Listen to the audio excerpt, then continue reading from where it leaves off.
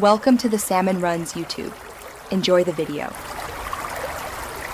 You start by confirming physical basics that actually block high refresh rates. The cable and port. Use display port 1, 2 or higher, or HDMI 2, 0 or higher because older ports limit bandwidth.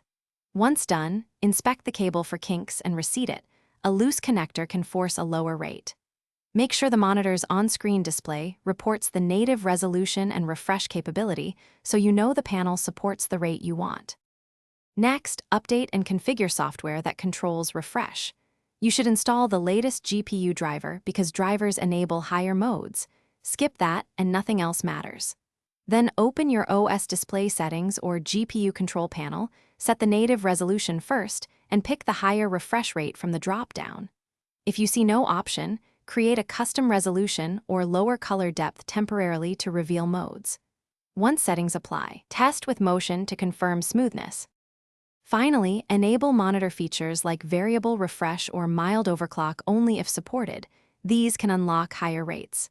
If problems persist, swap the cable, try a different port, or connect to another machine to isolate whether the monitor or PC is at fault. Make sure firmware is up to date.